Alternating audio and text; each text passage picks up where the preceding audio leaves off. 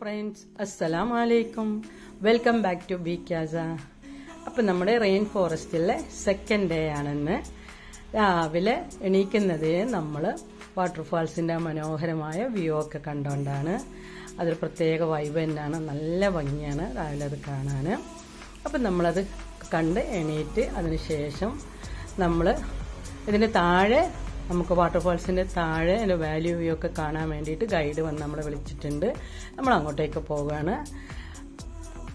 അപ്പോൾ ഇതിൻ്റെ പാർട്ട് 1 കാണാത്തവരുണ്ടെങ്കിൽ നമ്മളതിൻ്റെ ലിങ്ക് ഡിസ്ക്രിപ്ഷൻ ബോക്സിൽ കൊടുക്കാം, ഒന്ന് കണ്ടേക്കണേ.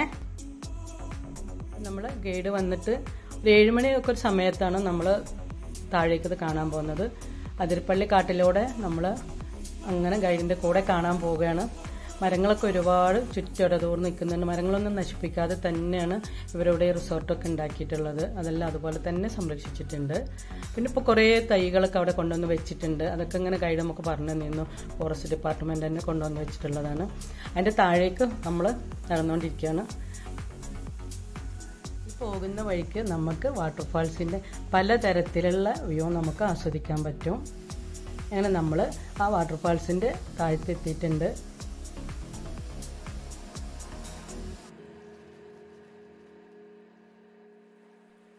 ഇപ്പോൾ വെള്ളം അധികം ഇല്ലാത്ത സമയമായതുകൊണ്ട് നമുക്ക് ഫാൾസ് കുറച്ചേ കാണുന്നുള്ളൂ. നിങ്ങളിതാ ഈ കാണുന്ന അത്രേ ഉള്ളൂ. ശരിക്കും നല്ല മഴയൊക്കെ ഉണ്ടാകുമ്പോൾ ഒരുപാട് പരന്നാണ് ഉണ്ടാവുക.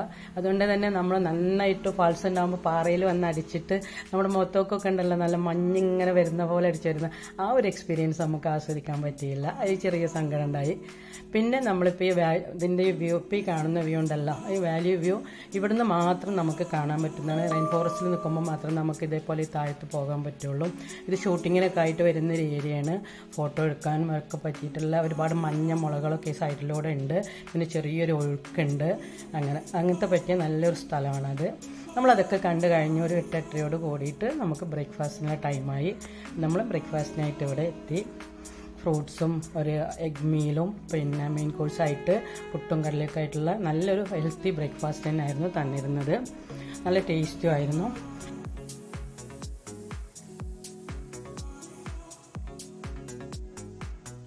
അതിനുശേഷം നമ്മൾ കുറച്ച് സമയം ജങ്കയൊക്കെ കളിച്ച് കുറച്ച് സമയം കളിച്ചൊക്കെ കഴിഞ്ഞതിന് ശേഷം നമ്മൾ പൂൾ എക്സ്പ്ലോർ ചെയ്യാൻ പോയി.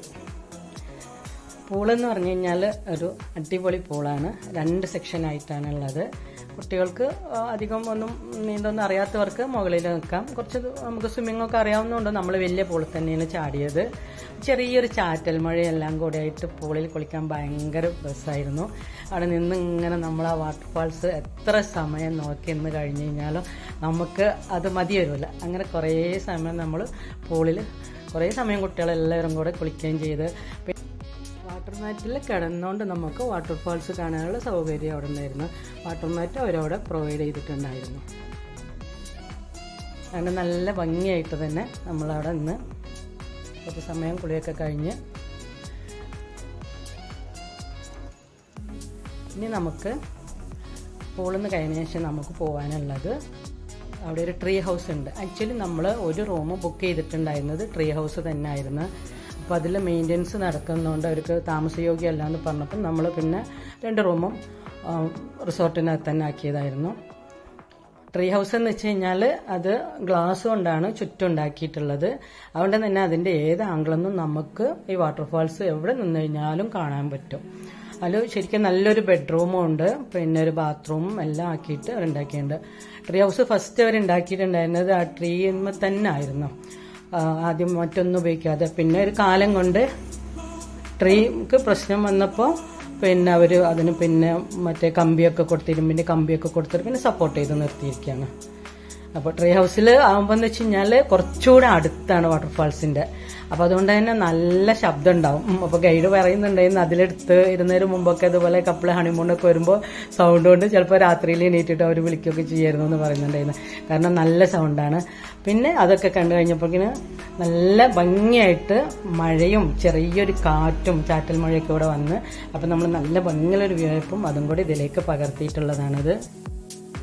അപ്പോൾ വീഡിയോ ഇഷ്ടമായി കഴിഞ്ഞാൽ ലൈക്ക് ചെയ്യുക, ഷെയർ ചെയ്യുക. എപ്പോഴും പറയുന്നത് പോലെ സബ്സ്ക്രൈബ് ചെയ്യാതെയാണ് നിങ്ങൾ ഈ ചാനൽ കാണുന്നതെങ്കിൽ സബ്സ്ക്രൈബ് ചെയ്യുക. കൂടെ ബെല്ലൈക്കണം ഒന്ന് എനേബിൾ ചെയ്ത് വെക്കുക. ഇനി മറ്റൊരു വീഡിയോ ആയിട്ട് വരുന്നവരേക്കും എല്ലാവർക്കും അസ്സലാമ. Thank you for watching.